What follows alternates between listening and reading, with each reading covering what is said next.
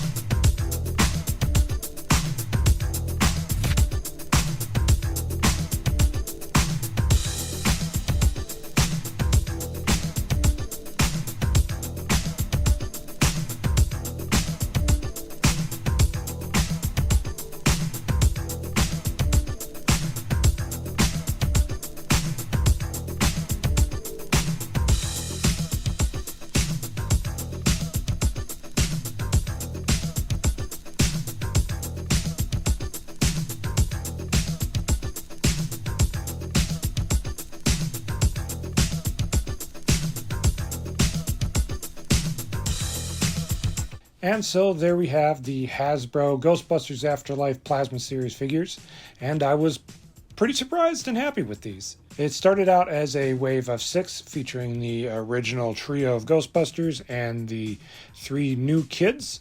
They all featured a Build-A-Piece for the Terror Sentinel Dog, and then eventually there was a Target exclusive 2-pack called The Family That Busts Together, featuring Phoebe and Spangler.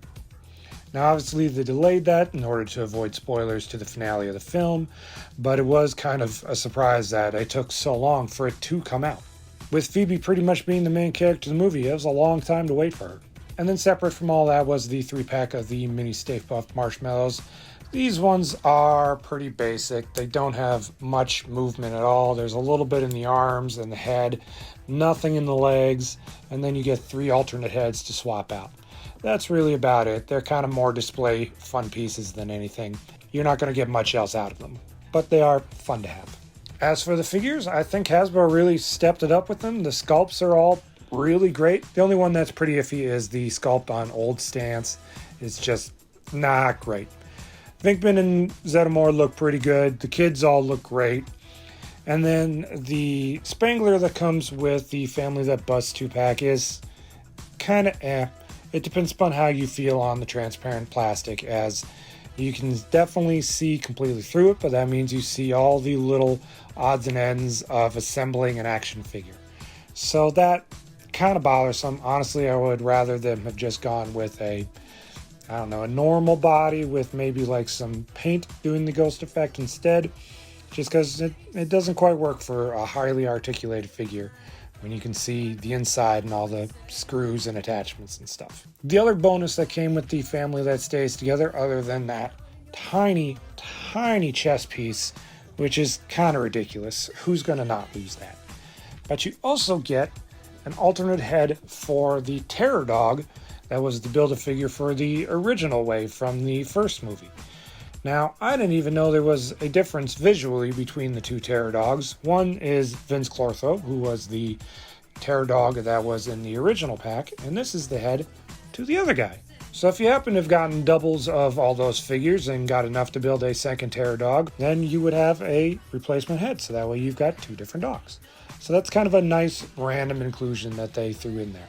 Now, the Sentinel Dog itself is kind of a letdown. He's really just stuck in this one wide-angle pose. There's no articulation in the legs. There's no elbow articulation. He's got swivel wrists and ball-jointed shoulders, as well as a ball-jointed neck and a hinged jaw, but you're not really going to get much of a pose out of him other than this. Kind of a weird choice to do this. I'm honestly perplexed why they didn't give him some lower body articulation. Very weird.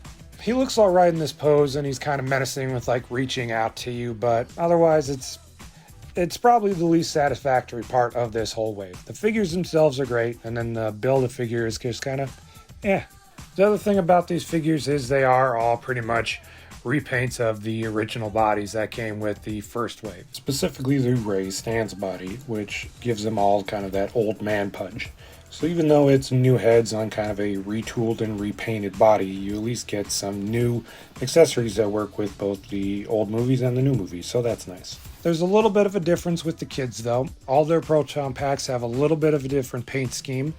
They all have different torsos and different shoes on all their feet. While the arms and legs were recycled between the 4 of them, it is more of a kit bash with new pieces than we got with the other 3. So that's nice. We get 1 painted mini Stay Puft Marshmallow Man. The rest of them are just kind of blank white pieces, which kind of wish I had gone a little bit more detail and gave them all their eyes and mouths. Still, I'm happy with this wave and all the accessories and bonus stuff that they gave us. It was a really nice surprise, and it was from a great movie. So if you haven't seen the movie yet, definitely check it out. I thought it was one of the best from that year. And these figures are pretty much out of stores at this point. I don't think you're going to have much luck finding the Family That Busts Together 2-pack for the original price, just because it's come and gone. So you might have to pay a little bit more for that. but I did get the other 6 for a discount from Hasbro Pulse, and I think they still have all 6 of them up there, so worth checking out. Some places might discount them again coming up on this next Black Friday, so keep an eye on those online stores. And then the 3-pack of the Marshmallow Guys was on Entertainment Earth, so I believe they still had that one in stock as well if you were missing out on them.